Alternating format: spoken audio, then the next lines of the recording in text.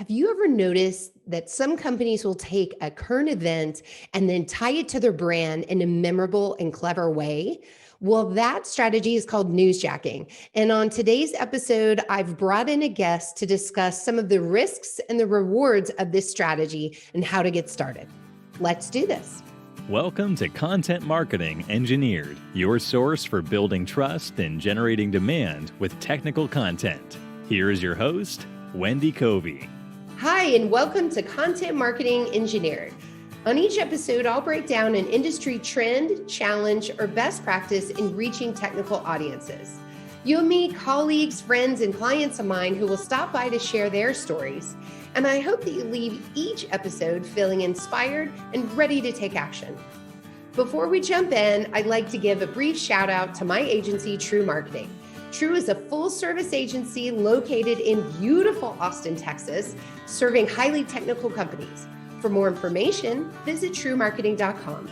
And now, on with our podcast. Well, hey, everyone, and April Fools. I'm here today with Lance Looper. He's the Brand and Content Strategy Director for TREW Marketing and has been on the show at least one other time so far, right, Lance? That's right. Thank you so much for being here. And you're going to laugh when I tell you why I thought of you for our April Fool's episode. I can't wait. Well, we both worked at NI, and one of the things that NI used to do is newsjack April Fools, if you will, and create some fake, whether it's a press release or a news story or a new product even. And as I recall, you got sucked into some of those content projects, didn't you? I did. The writing the April Fool's news release was part of my responsibility over the years, and it was among the things that the executive team cared the most about. So the April Fool's releases were scrutinized far more than a lot of our product releases. So I have fond memories of April Fool's and the sense of humor that I carried into a lot of the things that it did. Oh, wow. I imagine that wasn't easy with all the scrutiny and having to balance things just right. And Yep. So that's why I wanted to bring you on, that, and a little bit about newsjacking. So I think we'll have a great discussion today. But before we do, I just wanted to check in with you. What are some of the big projects you're working on right now with TREW? I'm working on a couple of things that are a little bit outside my comfort zone. So I'm excited about learning some kind of new tips and tricks. So we're working with a test and measurement company to launch a pair of high performance test products. And we're doing it through paid social media campaign. And we're targeting specific buyer personas. So everything is really focused. And that's been really fun to dive into those personas and to talk about some of the creative that speaks to their pain points. And then I'm also working with a client to rename a product that promises to be a big part of their 2021 plans. So getting the new name just right is really important. So those are a couple of things that I'm working on with TREW right now. Great. And of course, when it comes to brand positioning and messaging for companies, I know you do a lot of that type of work, and we have a lot more coming your way soon, Lance. So that'll be fun stuff. It's one of my favorite types of projects. I love it. Great. Well, today we'll be talking about a different type of content, or a content strategy, which is newsjacking. So for those listening that don't know what that is, perhaps you could just give us a quick overview of what it is and why brands should perhaps consider the strategy. Yeah, newsjacking is just using current events to help tell your story. That could mean just bringing awareness to your brand by commenting on a current event or a trending news topic. It could be explaining how trending news is impacting your industry. So if it's something that has like macroeconomic effects on your business or your industry, it might be your responsibility to educate your publics on how that's happening. Or it could be to reinforce, part of your corporate philosophy on certain topics. Web marketing in particular is a great audience for newsjacking because content is king when it comes to web marketing, and real-time content is really effective, especially when you can tie it to something that people are already hearing about in the real world. Another reason that I'm really fond of newsjacking is going into some of the research in anticipation of this conversation. It sounds like there is a the perception that newsjacking kind of became relevant between 2011 and 2015. I will argue that it goes back even further than that. So I started my career in 2000 in public relations, like traditional media relations. And newsjacking is really the first trick you figure out in PR. If you're pitching a news release to a list of media contacts, tying it to a current event is a pretty good way to cut through the clutter. The first example that came to mind was when I was very new to the industry. It was in 2000 during the highly contentious, drawn out 2000 presidential election. Oh, and one of my with the hanging chads? Sort of. So one of my clients was a software company that made software products for like the first generation of handheld devices. Mm-hmm. And these were devices that weren't necessarily wireless. You could just do something kind of mobile. And then if you had to send an email or something, you could write it on your device, but then to send it, you'd have to wait until you were plug it into your desktop somewhere. But one of the things that we pitched was what software. It was before they were called applications, but what handheld software would the presidential candidates find useful? And that was the first time that I was able to like cut through with newsjacking, like, oh, this is a way to make my client's offering relevant based on something that people are hearing about anyways. And then it just kind of, I guess, with social media and web, the emphasis on web content, it kind of blew up from there. And today, I mean, there are entire media properties that are now based on newsjacking. They make what's happening in the world relevant through their particular worldview, usually for entertainment, like websites like Deadspin and The Onion and BuzzFeed, 5 things you need to know about the royal family. It's not really dependent on any original reporting, but they're kind of building their brand on jumping on trends and educating kind of their readers on what's happening. And companies and brands can do the same thing just by being aware and being ready to react to things. But it's also not without its risks. I was just about to say, it sounds great. However, I heard a lot of things in what you just described about it needs to be relevant and you need to do it with care. So I take it things can go badly. Yeah, so newsjacking it's one of those things that's fraught with risks, and the risk reward ratio isn't really always applicable. Like you want to be timely, and you want to be present, and you want to be relevant, and like just jumping on something that you care about or you find interesting or you feel like making commentary on isn't always the best approach to newsjacking. Mm-hmm. Picking the wrong news to jack is pretty risky. One of the things that I would encourage people to ask themselves are people hurt? Like if you're responding to a storm or like in Texas, we just recently had a apocalyptic snowstorm that it was like nothing anybody in Texas had ever seen. And it was really hard for brands to restrain themselves from like commenting on it, but people were dying and it was pretty ugly for a lot of the state. And so you want to be careful when it comes to things like that.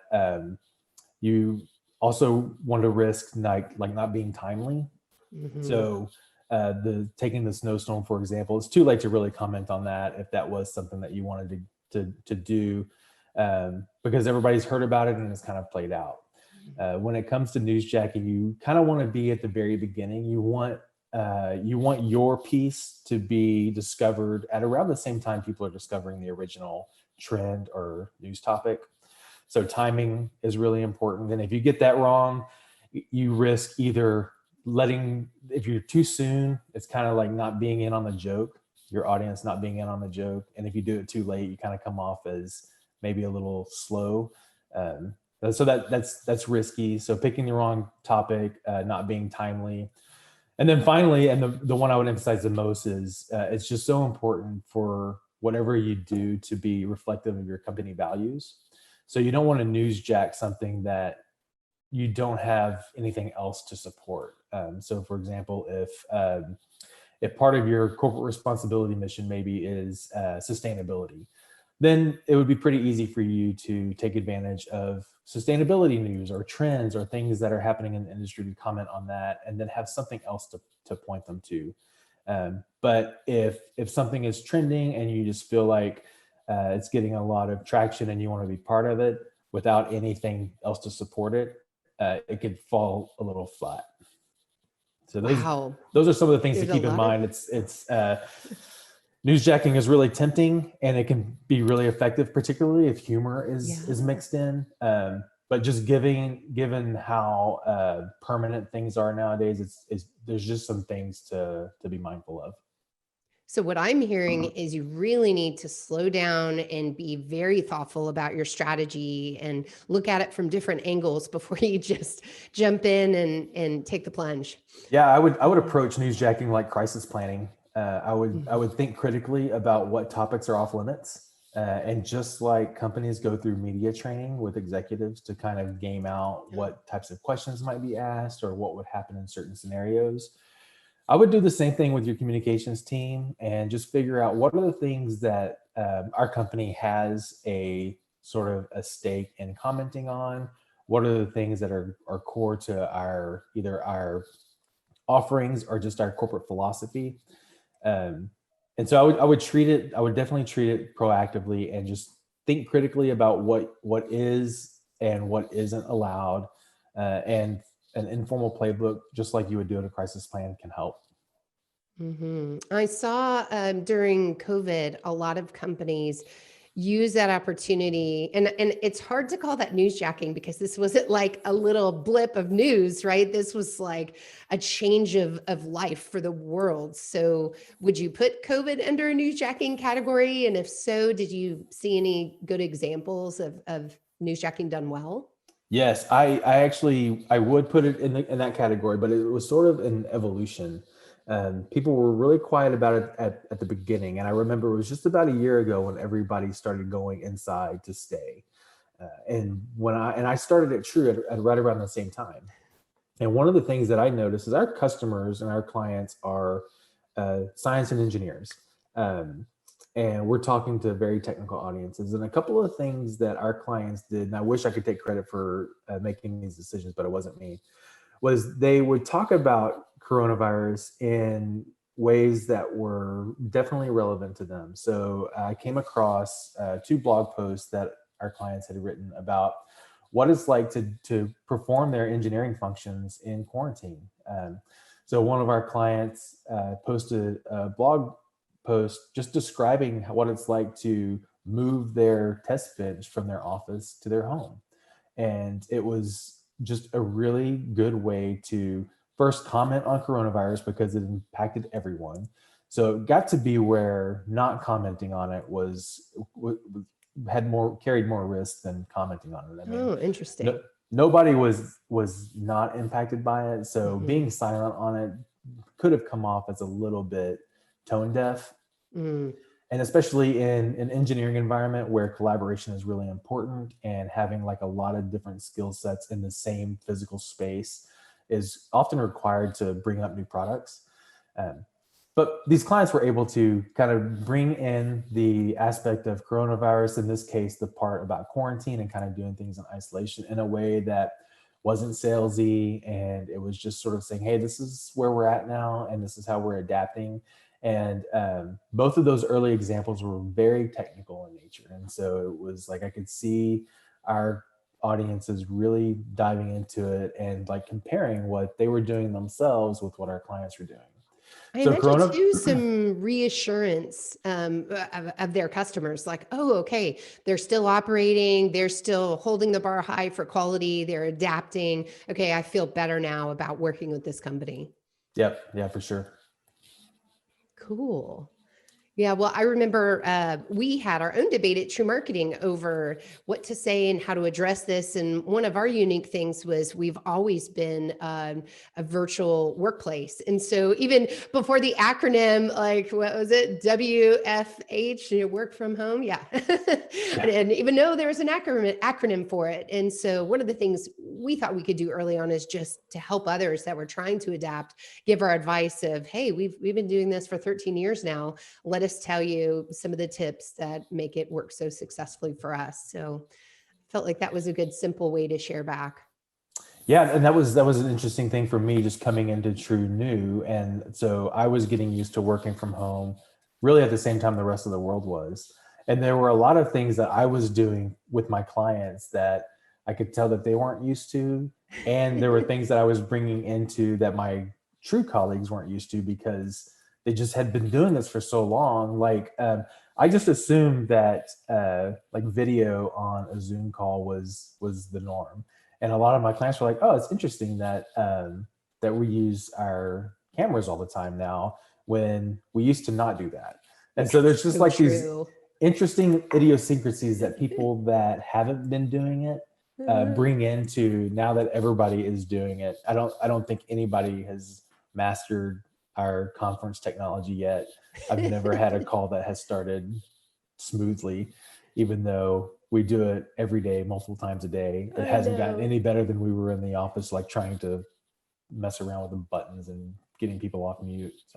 So I don't know who came up with it, right? But I heard the top 2020 phrase is "you're on mute." Actually, yeah, with a bullet, I'm sure. Well, Lance, this was excellent advice. Do you have any parting advice for our listeners that wanting to consider this strategy or perfect it? Yeah, I mean, I would definitely think critically about what is off limits to you. What are the things that if your company or your brand commented on would make sense, and what wouldn't? In today's environment where social justice is really important, and there's a lot of trending topics that are just moving humanity forward, and it's really tempting to get onto some of those, and especially things that happen locally. Like, unfortunately, all too often we're dealing with tragedies that are very localized. And I would consider a playbook for what happens in your town when something like that happens. How would you respond to, a tragedy that happens in your backyard? It may not be something that's relevant to your business or your industry, but you need to consider whether or not being silent on a topic is service to your company or your community. So think about those things. What would you say and what would you do in case something like what happened recently in Atlanta and Colorado happened in your town? And what are you actively doing now that would kind of support anything that you do, Newsjack? So one example that I like to use is my former company, Silicon Labs. They have sort of three pillars of their corporate sustainability. One sustainability, one is people, and then probably one is innovation. But whenever they newsjack something or whenever they comment on a current event, you can always tie it back to one of those three things. So think about your corporate positioning, your corporate philosophy, and what are the things that can help drive that forward when it comes to selecting the things that you want to newsjack. I would also don't be afraid to plan ahead. And don't be afraid to jump on a trend, even though you might not necessarily be able to offer something directly to it. You can do that when you plan ahead. Like, consumer brands love things like the Oscars and the Super Bowl, which is great for consumer brands. But technology brands, we have our own events. We have like CES and Embedded World, and even if you don't have a presence at those shows, you can still newsjack them and reference them, and especially as things moved online. So planning ahead, I think, is something that can't be overstated when it comes to newsjacking. There are also a few questions that I would encourage people to ask. We may have already covered these, but ask yourself if something is relevant. So when it comes to newsjacking, kind of speed is of the essence. You want your reaction to be kind of on the upswing when people are still kind of hearing about what's going on. Yeah, that makes sense. But you also need to stop long enough to say, well, is this relevant for us? Ask yourself, is someone hurt? And if the answer to that question is yes, then I would just tread very lightly. And is what you're doing in response going to help someone? Or are you just commenting on something? And then I would also, at the when you get close to deciding on what you're going to do, I would take a really critical look at what you're doing and just ask, is it appropriate? Make sure you're reading the room appropriately. Coronavirus was a really good example of, it took people a while to be comfortable, I think, talking about it. But then once people realized that this is affecting everyone, I mean, there's no escaping this, they got comfortable talking about it. And when they did, it was really in the context of, this is how it's affecting us and this is what we're going to do. I have not seen like a lot of ham-fisted examples of people misstepping when it comes to coronavirus. Where I see mistakes made, it's like when they're responding to something in real time, that storms, a lot of times, if you just look at some of the bad newsjacking examples, hurricanes come up a lot for some reason. Brands I wouldn't have expected that. They'll make a comment on something, and then, you know, when the dust settles, people are hurt and houses are destroyed. And it just comes off as a little bit clumsy. Uh-huh. So like you said, when lives are at risk in particular, that one's very tricky. And of course, there's always exceptions. One of the things about newsjacking is it can be unpredictable. And I think some brands can get away with things that other brands can't.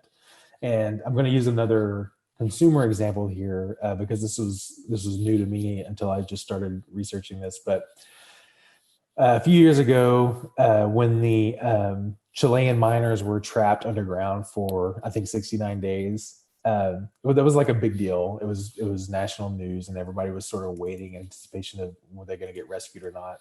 I didn't know this, but when they came out, they were all wearing brand new Oakley sunglasses. No. And wow. And Oakley had sent like some very high-end sunglasses to them, sent them down into the hole. And when they came out, like, because they had been underground for so long, their eyes were sensitive to the sun. Wow. That has generally garnered a lot of praise. Like, it was looked at as a good move on Oakley's part. It was thoughtful and timely, and it got a lot of great coverage. That's the kind of thing where I don't think I'm much of a visionary, because if I were at Oakley, I would have probably said, I don't know, that could come off as opportunistic. So it's really difficult. You kind of have to know your own brand and what kind of credibility your brand has built up. So for every rule or for every caution that we're talking about, it really comes down to who you are as a brand and what you have to back that up. In Oakley's case, they had these sunglasses that were really high end, that were serving an immediate purpose. So it was probably a no-brainer, but from my PR perspective, I'm a little bit cautious on things. So I could see it both ways there. Yep. And it seems to me like this is a muscle that the more you exercise it, the more comfortable you get, and you have more of an inner like gut feeling, this will work and this won't, because of what you've done in the past. And what I'm taking away from what you're saying is it starts with your crisis communication plan in a way, and maybe incorporating events with crisis communication planning. And if you have this plan that you're executing to, then when new things come up, it might be easier to react because you've been so thoughtful about everything else. And it's just taking some of that like crisis plans I bring up, because they're so thoughtful. All the executives are involved. They happen over the course of months and maybe years. And the bigger the company, the more complicated they get. And just a lot of thought and forecasting goes into that. There's a lot of like scenario building when it comes to a crisis plan. Yeah. And I'm in no way advocating for an equally cumbersome newsjacking plan. The important part to take away from that is just don't be afraid to leverage what's happening in the world to start a conversation with your audience, but just game it out a little bit. Game out the scenario from the types of news you want to jump on through the customer experience. When somebody interacts with the piece that you've newsjacked, what are they going to do next? And when they take that next action, are they going to hit a brick wall and wonder why TREW Marketing is suddenly interested in whatever there's nothing on their website that supports this. But if you identify those areas that you're already interested in and you're already kind of putting some energy behind, then it'll kind of narrow the scope and give you kind of credibility when it comes to what that customer interaction is. Instead of just commenting on something just like you would in a conversation, but having tie it back tie it back to your core values and why you exist in the world. For technology companies, now is a really exciting time because every day something dazzling is happening with technology, and it's just sort of a ripe atmosphere for newsjacking. And our audiences are really interested in what companies like SpaceX and kind of innovative companies are doing, even though it might not necessarily be tied to their core. Just new things are happening every day in technology in particular that I get excited about and our audiences get excited about. Well, Lance, you and I collaborated not too long ago on an article for Forbes on newsjacking. So I'm going to make sure that that article is included. I know a lot of the same advice that we talked through today is located within that. Are there other resources you can point people to? And also, how can they connect with you? Well, you can find me on LinkedIn. I would love to interact with anyone that way. That's probably the easiest way. For the newsjacking topic, I would encourage your podcast subscribers to don't be intimidated by it. This isn't something that requires a significant amount of your time. It just an ounce of prevention goes a long way, and I think having one or two people just to game out scenarios on things that are appropriate, things that aren't appropriate. What are some of the core values of your company or your brand that would lend itself to taking advantage of trending news or topics would go a really long way in saving you time when it comes to being able to respond in real time to something. You've already had some of these conversations, and then save you some embarrassment when you might do something that might otherwise be ham-fisted or clumsy.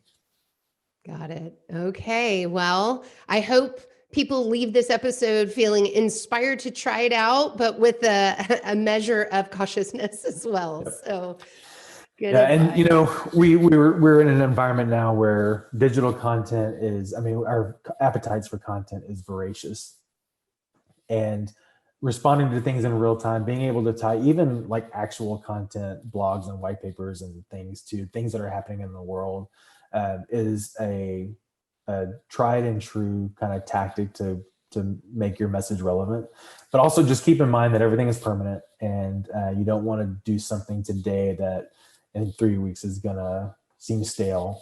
And I keep going back to consumer brands because they're really good at it, especially with social media. When consumer brands can appeal to someone who's watching the Oscars or the Super Bowl with food because people are hungry, or a soda because someone's thirsty. It's just it's a broader audience, and humor comes in really easily at that point. Mm-hmm. Humor is a little bit tougher for tech audiences, but when you can get it right, it is so effective. Just a little bit of planning will help you keep your foot out of your mouth. Perfect. Well, thank you so much for sharing your expertise in this area today, Lance. I appreciate it. Thanks for joining me today on Content Marketing Engineered. For show notes, including links to resources, visit truemarketing.com/podcast. While there, you can subscribe to our blog and our newsletter and order a copy of my book, Content Marketing Engineered. Also, I would love your reviews on this podcast. So please, when you get a chance, subscribe and leave me your review on your favorite podcast subscription platform. Thanks and have a great day.